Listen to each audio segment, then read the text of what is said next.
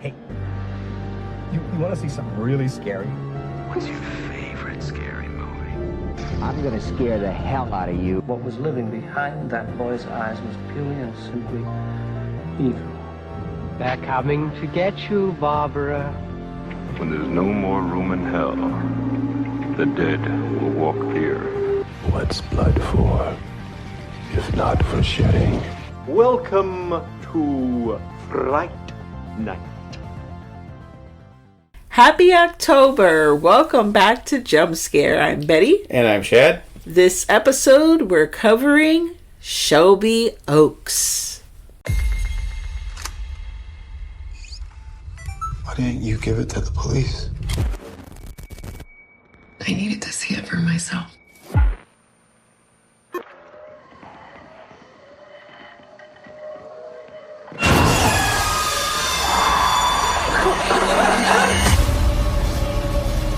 Riley Brennan is now missing. She was last seen in Shelby Oaks.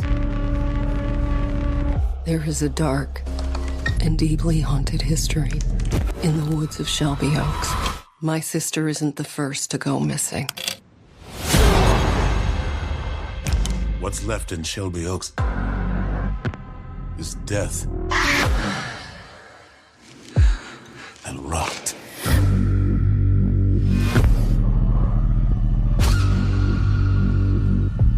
Don't be afraid. You should be proud of her. Riley, please, baby. Hear me.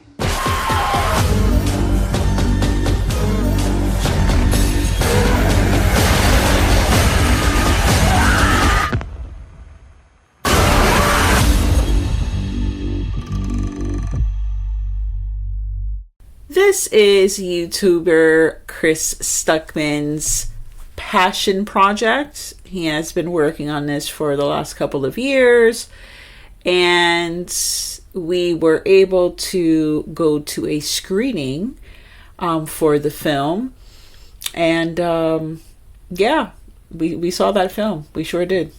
Yeah. We saw it up with a lot of other people. It was very packed in there. A lot of people wanted to see this movie. There's been so much talk about this movie.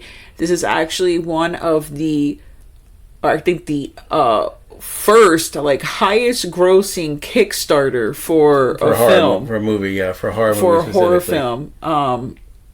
He raised over $650,000. No, it's $1.3 million. No, in Kickstarter. I know, $1.3 million. Wow. Neither here or there. He raised a lot of money on Kickstarter. And then you got to make the movie, and then somewhere along the line you have Mike Flanagan getting involved with Neon, and they kicked in more money and did some more reshoots and cleaned everything up, made it look a little better apparently.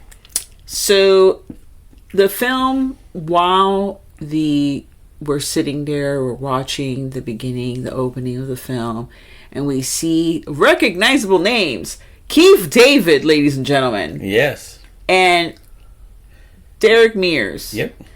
Can you believe it? I couldn't believe it. I was like, nah. But there's only one Keith David. So I'm like, okay, he's going to be in the movie. He's going to be in the movie on screen for a minute. And then he's going to go away. Because that's all we can afford. David, I was like, he's either going to be the cop or the ghost guy they go talk to. The one that says, you got yourself a Bagul problem. He's going to tell him about the ghost. Yeah, he was either going to be a cop or he was going to be that, because he wasn't going to be in a lot of it, because, he wasn't going to be running around in this movie. And then Derek Mears, I was like, well, Derek Mears is the monster. Damn. Because sadly, even though he can do a lot of things, they only hire him to play monsters. The film was shot in Ohio. It looks very Ohio-esque. This is exactly what I pictured Ohio to look like. You're not wrong. Scary. And no offense, Ohio. And it follows, which that was a good movie. Yeah. We have, when I, watching it the whole time, I thought, man, someone really loves true crime, because someone was like, he was like, you know what people are really into right now? True crime. I needed to do a true crime found footage as horror movie, and I want all of these things in it. So I'm gonna let you know, we didn't say whether or not this is gonna be spoiled. That's really up to Shad. We didn't make the decision, so I'm gonna go with it. I'm gonna tell you right now exactly. If you have seen any of these films all together, just watch them back to back, you essentially would have watched Shelby Oaks in a way. So I'll name some of them off. Okay.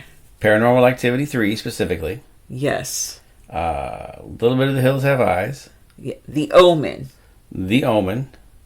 Rosemary's Baby. And I think that's it. Those 4.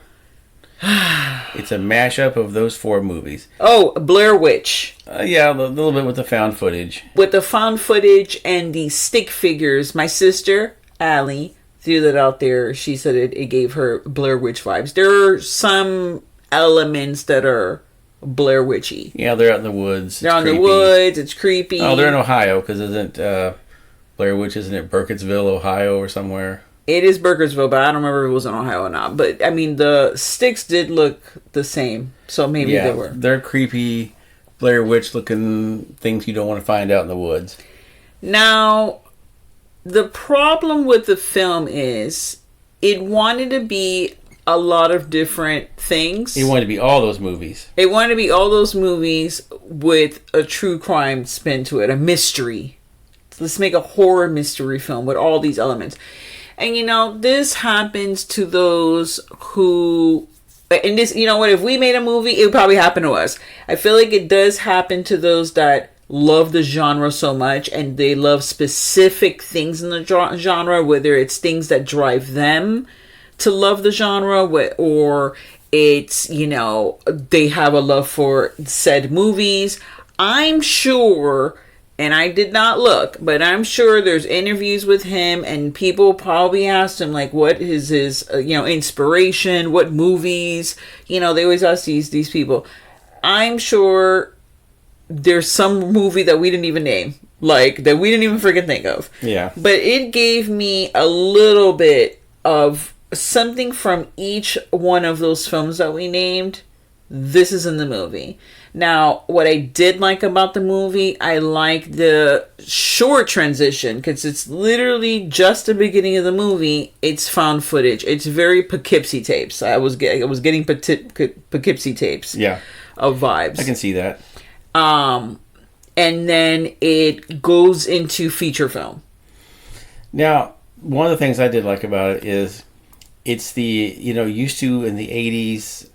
70s, 80s, there was the scene where they were doing research, and they went to the library, and they looked through the old books, they looked through the old newspaper things. They got out the books of the old newspaper clippings, and they were looking through all those. The microfiche, the whole thing. They're doing that. They're doing that a little bit. They're going into the library, they're looking up the microfiche, they're looking up old things on there. Now, they do a little bit of online research, too, but they're at the library doing it, and it gave me those old 70s vibes, like...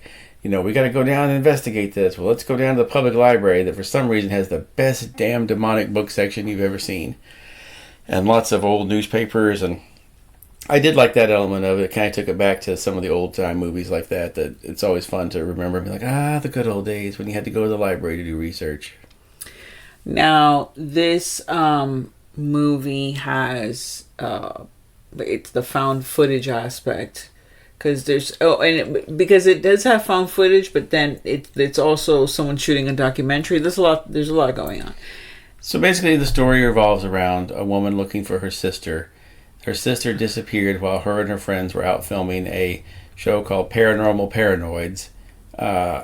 12 years ago, they disappeared while they were filming this show, and the others were all found dead, but her sister was never found.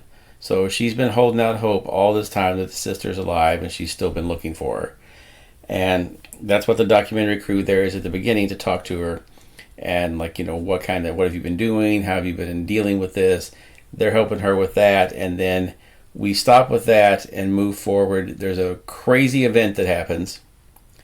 And that's when we stop the found footage part of it and we move into just a regular narrative feature. Well, we can say what the crazy part is because they literally have that in the trailer. That's true, yeah. Someone knocks on the door of the house, says hello, and then just pulls a gun out and shoots himself. He says hello. She let me go, or she finally let me go. She finally let me go. And then he shoots himself in the head, and that's what.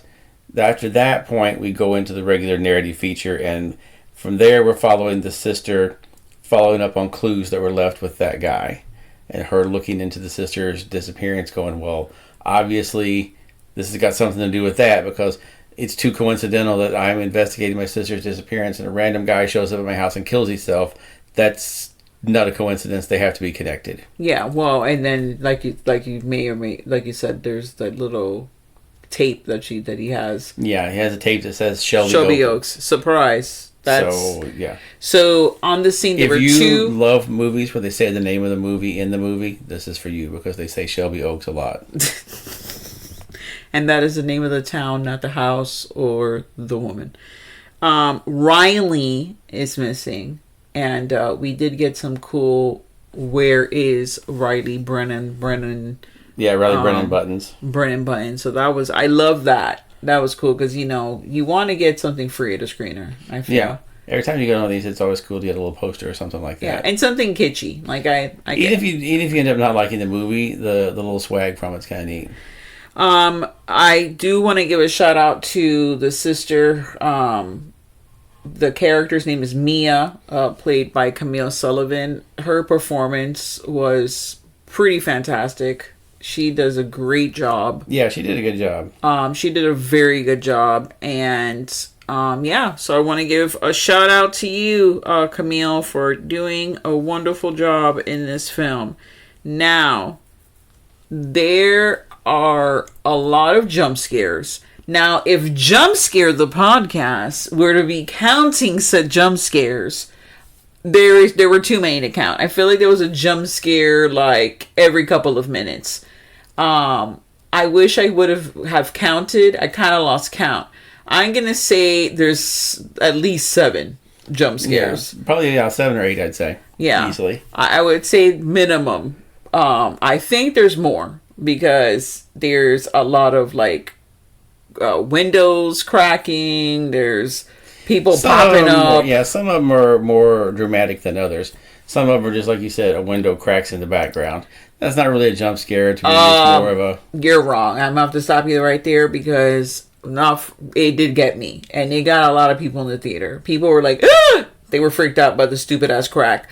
Or what I do love is the subtleness of like, oh, I saw this found footage, and it was just someone touching a tree, and everything's fine. But then the person is just watching the video, and then something catches their eye, and they're like, "Oh wait, let me pause. Oh, let me go back. Let me go back. Enhance Sector G9. They always do that. Oh, there's a demon. There's a crazy guy. There's a crazy demon in the woods. There's a crazy demon.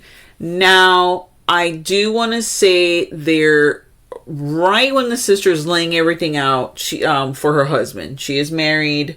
The marriage is not going well. They have not been able to follow through with the conception of their child that they want. The sister disappearing really put a thing on that. Yeah.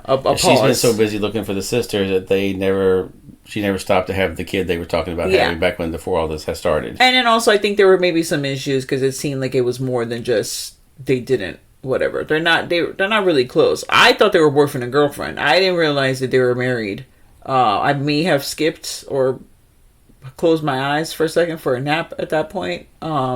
When she may or may not say that was her husband, I thought that was a boyfriend until I saw the ring. So she lays everything out. While she's laying out the photos and the evidence and the timelines, after she came back from the fishing and the Googling,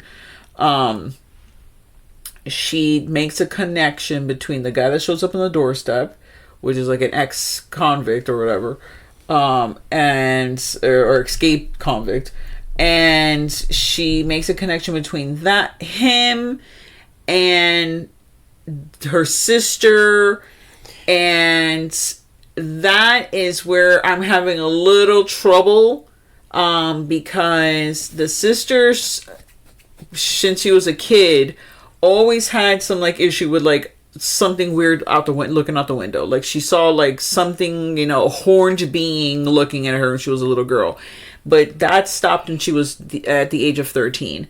And the sister literally in that timeline, since she knows that her sister stopped seeing those things in the window at that age, that coincidentally is the year that the guy that showed up on the doorstep went to prison. Yeah. And the moment he was released in prison, literally that's like a week later, that's when the sister she's disappeared. Yeah. So coincidence? Now, the movie, like we said, it takes a while to get there. It really builds. There's a lot of like hellhound dogs that don't attack. They just kind of sometimes jump out. You know, you don't really know. As it progresses, you find out there's some like ritualistic and some, you know, demon connections. Yeah. And I think my favorite part of the film is when she gets to the houses in the middle of the woods. And she gets there and there's no lighting on the old woman who just looks creepy as fuck in the shadows. Like, it's like the creepiest shadow ever. And there's no lighting on her. I thought it was going to be a grotesque, like, horrendous looking woman. And she wasn't. She was just an older woman. Excuse me. And that whole scene, there's no lighting on her until finally she enters her house and there's a little bit of lighting. That house was covered in mold. That was the horrific part. Yeah, that's the scariest part. How did this woman live that long in this mold-ridden house? Okay. Now, my sister said the reason why it was so mold-ridden was because evil lived there. So it was just eating away, you know. Everything was decaying. Which, okay, I get that. If you're a person that needs to know, how did this family come to worship a demon? Where did the demon come from? We know the demon's name. For some reason, his name is like, was it Taryn? It's like the... Yeah, Tyrion. Tyrion. We don't know anything about it. There's no information, okay? He just there. And we don't really know what the whole motive is.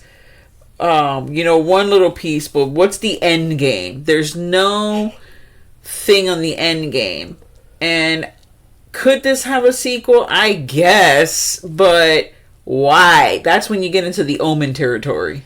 Yeah, you start getting into Omen Part 2 where you gotta, like, you know, jump into the future a little bit. Yeah. Did you have a part of the movie that you disliked or liked the most? Well, dislikes is one of the things. They do a lot of the typical horror movie stuff in here that's like, let's go check out the abandoned prison at midnight. Oh, yeah. She goes by herself. Now, I understand she doesn't have support from her husband. He's like, ran her off. Like, I'm done with you. But you know that you're going into a precarious situation. Why are you going alone? Also, to put a pin on that for a moment, going back to the film crew, we never know who's doing this documentary on her. Why are they doing it? I mean, besides the fact, obviously, okay, they're following up on the sister's disappearance and how she feels about it, but why? There's never really a reason. Does it have anything to do with the story? I guess not really, but you're adding characters just to add characters, just to have more than just the same two people in the entire film and Keith David. That doesn't make any sense to me. We never really get why she's allowed these people to come into her life and, you know, pick apart and have her relive this experience of her sister's disappearance. But here we are. But back to what you were saying. They do this in a lot of movies and it drives me crazy. Take a working flashlight with you. They always take the oldest, shittiest flashlight imaginable. If I'm going to go out into the woods looking for a missing person, a demon, whatever, I'm going to stop by the Bass Pro or wherever and get the A number 1 top of the line flashlight and a package of extra batteries, just in case. Now, I have a question. In the movies where it's supernatural, what do you think? Is it the entity that makes the battery not work? And are they Dollar Tree batteries or are they Energizer batteries? That's an Energizer commercial right there. Yeah. But I think they grab the cheapest flashlight, because her flashlight she takes to the prison is one of those old time looking ones like from the 50s that has the giant battery underneath it. Yes. So you know right off the bat, either that thing's been recharged 1,000,000 times or that battery has been in the flashlight for 40 years. It reminded me in like those detective noir movies where like the people come in to take the pictures of the forensics and the light bulb is like the size of their head. The flash bulb, yeah. It's huge. That's exactly what that looked like. Yeah, this is a giant thing like that. Now later, she gets a little flashlight out of her car that works a lot better. So why didn't you just take that one in the first place? Because then we wouldn't have the scene where you see the demon's arm grab the demon dog for no reason. Why did he if the demon dog is working for the demon, then why? He was restraining it from attacking her because he didn't want her attacked. Okay, spoiler alert, yes, okay. So the connection with Paranormal Activity, not that we were going to break down every single movie, but the connection with Paranormal Activity is that when we find out Mia actually was trying to help her sister out in one of those nights and when they were younger, and she came in and slept with the sister, and the sister was able to sleep through the night. However, Mia looked out the window, and what did she see? She saw the demon looking through the window with all his glory and tapping, scratching at the window. So at that moment, the demon was like, boom, I know what I'm going to do with you girls. I was going to say a negative word there. One of you, spoiler alert, is going to be the carrier and the other one's going to be the guardian. And that is the connection between Paranormal Activity, because that was the whole thing with the two little girls, that he was going to be using one of them. Well, he was using both of them, actually. Yeah. But they were married one of the daughters was married when they were younger by the Colts. And here we have a demon and the two little girls, and they, at that moment, that's their fate for the rest of their life. Unbeknownst to them, is the demon going to get you. Yep.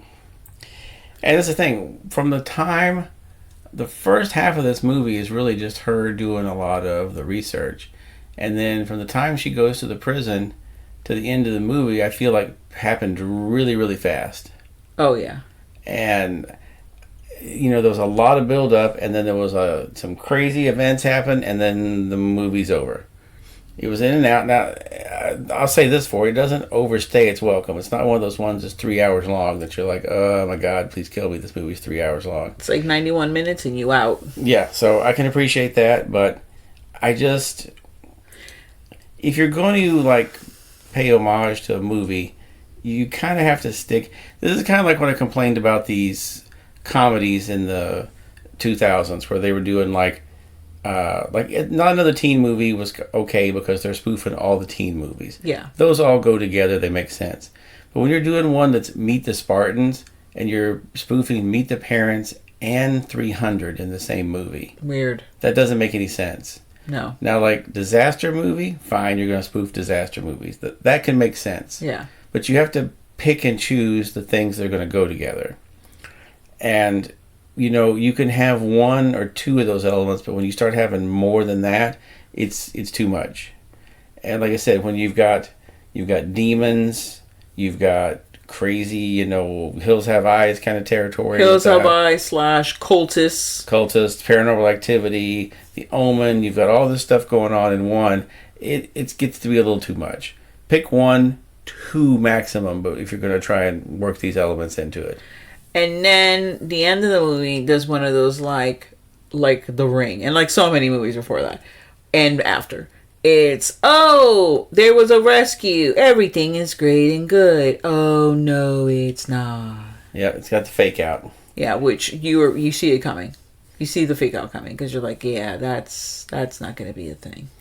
All right, we've been kind of vague, but now I want to bring something up. This is going to be spoilery, so if you want to skip over this part, But this one really bugged me. So, spoilers from here on out. She finds the sister, and she does take her back home after some traumatic events. And the sister has had a baby by the guy who's been keeping her a prisoner in his basement for the last 12 years. You find out she's had multiple kids that are buried in the backyard. And she has one that survived. This one's doing well. And the sister just brings the baby back with her and puts it in her room. Now, anybody with common sense would think, maybe I don't want to leave the baby of the guy who's been raping her for 12 years. For 12 years. In a basement, all little and dirty, eating fucking saltine crackers. And like gross looking ham. Maybe I shouldn't put that baby in the room with her. Maybe she don't want to raise that baby. Now, I'm not saying you had to just throw the baby out and be like, no, we're done. But I feel like you give that baby up for adoption. You leave that baby at the hospital. Yeah. You don't bring it back home and put it in the room with her. And then look surprised when you see her get up in the night with a pillow and be like, this baby's evil and it has to die. And try to smother it. Like, I feel like you should have saw that coming. Even if the baby wasn't the product of some kind of demonic thing, there's a fair chance she wouldn't have wanted that baby around. Because that's a constant reminder of who kept you in the basement for 12 years, you know? Now my thing is, was she killing the babies or were they all stillbirths? We don't really know what the whole thing was with the babies. They didn't seem to be making it. Yeah, also, yuck. Like, real gross and just terrible. But, and you know what? There was so much going on as an audience goer myself. I did not really take any, like, pay attention. They did beat you over the head with the fact that Mia wanted a kid and Mia couldn't have kids and Mia didn't have time for kids and kids. So when you get to the point where it's like what you're talking about, you're like, well, of course she was going to keep the baby. You know, in that case, then keep the baby in your room. Yeah, no, for 100%, there's no way. I don't understand why she decided, like, the sister was going to be like, oh, my baby. But you know what? Now, speaking and this, like, discussing this whole thing, she probably didn't think anything of it because the sister, when they were escaping, she, as opposed to, as Nev Campbell said in Scream, she's supposed to be running out the front door, but she's running up upstairs when she's supposed to be running out the front door. They're running out the front door. Here she goes. She goes up and she's waiting in front of a door and there's a baby crying. So in her mind, she probably thought, oh, my sister didn't want to leave because she cared for that baby. She loved the baby. But alas, the sister didn't want to leave the baby because she's like, evil must die tonight. Yeah. Okay, let's take it back to Halloween. She went full Halloween Kills on there. And in case anyone doesn't know, when we saw Anthony Michael Hall at MegaCon, we did scream Evil Dies Tonight at him. We sure did. And he just pumped his fist in the air and went on with it, because I'm sure he gets that yelled at him every day of his life from now on. Man, I wonder how many times. It's going to be the new game. You know how, like, in Lost Boys, it's like 28 times they fucking say Michael, whatever, something insane amount of number. That's going to be Evil Dies Tonight. How many times is a drinking game? Yep. So that's what bothered me about it, because that just doesn't seem like... I see what you're saying, but take the baby in your room. You know, that's... No one wants that. Nobody wants that baby. No, I don't care. It did look like Superman a little bit. I don't know why, but that baby reminded me of Superman. Now, I know that just probably sound really weird, but... He's a chunky little baby. Look like a little Michelin Man baby. It did, and he had the black hair, and he was so cute. Well, but of course the Antichrist is going to be cute. Yeah, but he definitely needed to die. Like, but what's the motive? What is going to happen to this baby? Is he gonna grow up and be a politician? I mean, probably. But like, what's going on? I don't know. We're never gonna know. I hope there's never a sequel to this because it doesn't need a sequel. No. It ended with. You don't really. It's kind of. I don't want to say it's ambiguous, but I think in that moment she knew. Oh, I done fucked up. Yeah. And so I'm gonna give this one. Ooh. 2 knives. Wow. It's not by far the worst thing I've ever seen, but I love all the movies it was ripping off way more. So I'm gonna give it 1 knife, and I'm gonna give it 1.5 knives. Okay, I'm gonna give it a knife and then the hilt of a knife. Okay, because it is his first film. Mind you, he did have that Mike Flanagan executive producer money, so I'm sure, and Neon, so I'm sure that helped him a lot, because we don't know what kind of movie we would have gotten if it was just Kickstarter money. Yeah. Which I feel like $1 million should be enough money to make a movie, but what do I know? Obviously nothing about how much it takes to make a movie. It can be done. I know, like, the second and third Hatchet films were made for like $750,000 of each, I think. I'm gonna tell you right now, that was way too much money they made for that. In that dirty ass swamp, it should have been $2. But anyways, obviously not a Hatchet fan. But congratulations on your first feature. Hopefully we get to see something else by you that's a little more streamlined and down to at least one or two ideas, and not everything you've ever loved in the horror genre. This is not the worst thing I've ever seen. If you told me this was a student film, I would say, oh, okay, that makes sense. That's a pretty good student film. But like I said, it's fine. Well, we're going to end it there with, it's fine.